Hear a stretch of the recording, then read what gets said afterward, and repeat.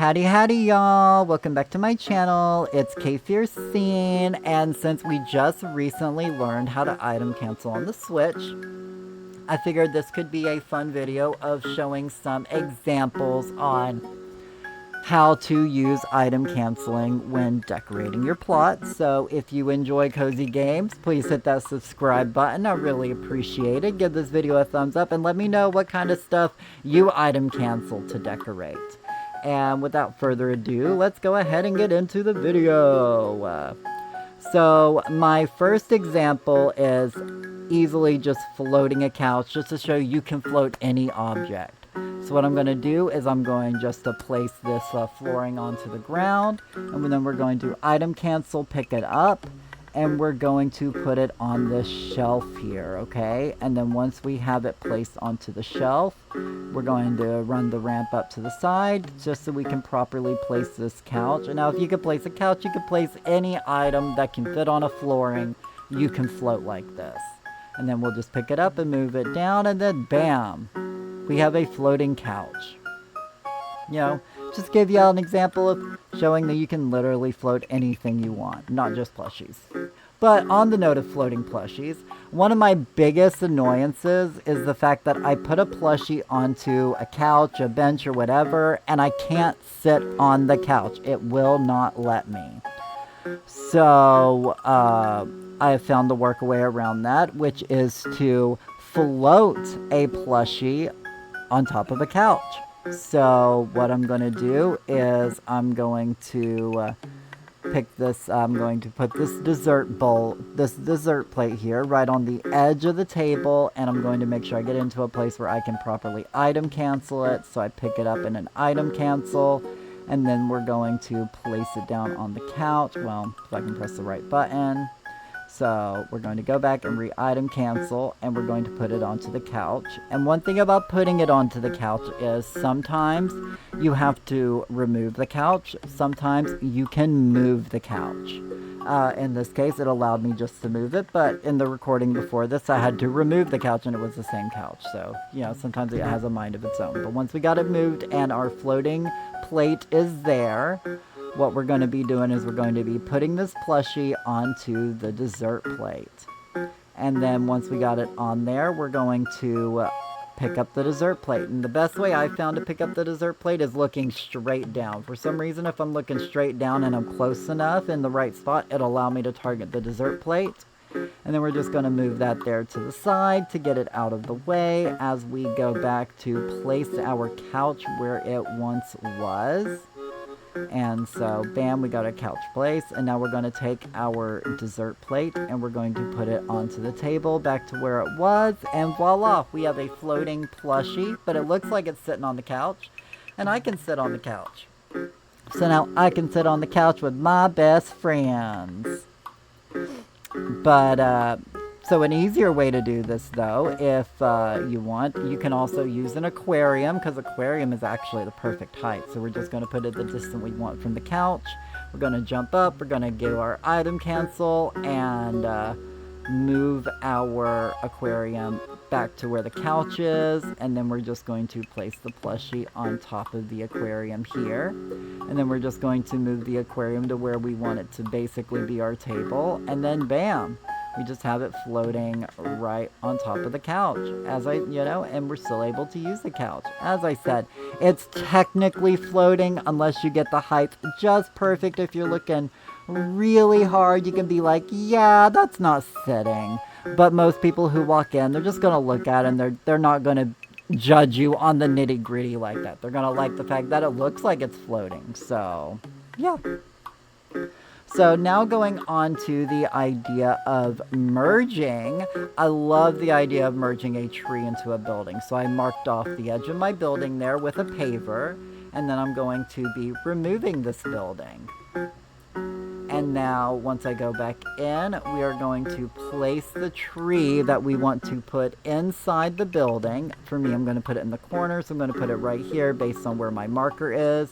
And then I'm going to item cancel to select the tree. And then we're just going to place the tree just anywhere we want. And now we're just going to reattach that building, which ours is a medium building. So we're going to reattach that medium building back to where it was, like so.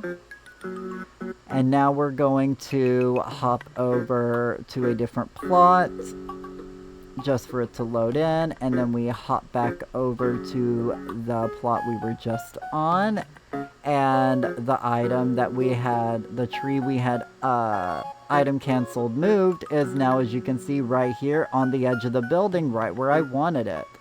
So now if we run inside the building, you can see that it is going to be super cute, tucked away in the corner. It gives a nice like living edge. If you do it on all four, it gives you some ivy hanging from the ceiling. Depending on what tree you use, depends on what the corner may look like.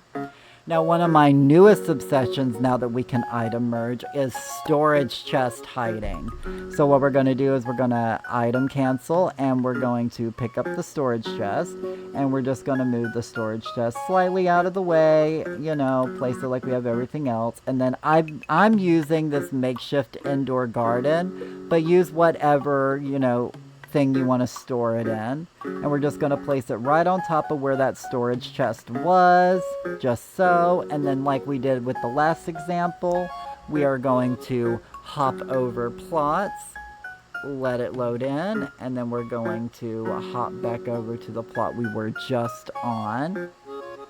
And voila, the storage chest is now moved inside the garden. So now we just walk up here, and now we can still access our chest like normal, but it's nice and hidden. As you can see a little bit in the back, but if you put this along the wall, ain't nobody gonna see that. And it's a nice way for you to hiddenly access your storage and make it look good. So now my next example is my own personal built fire pit. And this is going to do a couple of techniques. So we're going to start off with a leaf pile.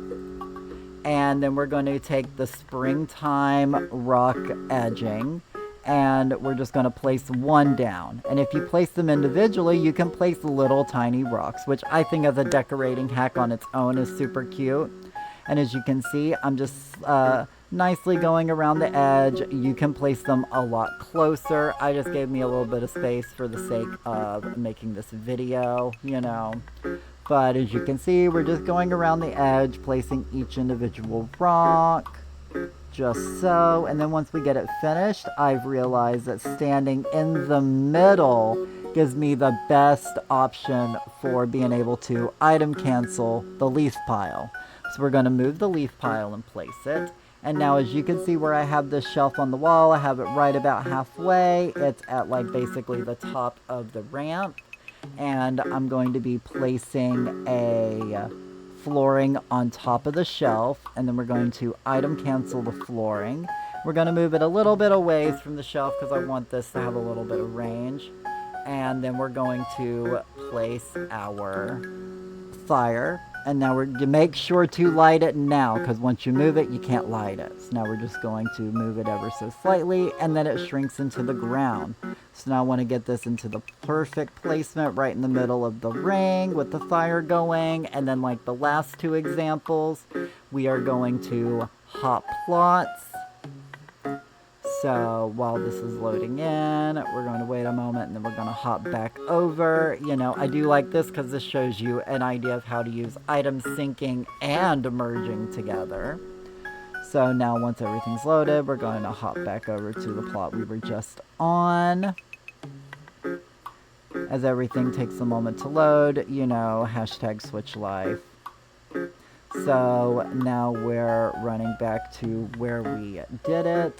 And as you can see, we now have a little fire going inside the leaf pile. Now we've made our own little unique looking campfire, which I adore. So this is just a video to show you all a couple of different ideas that you can do with this new tech on the Switch, but you know, for anybody to be able to do. So thank y'all for chilling out with me in today's video, and I will see you all in the next one. Bye!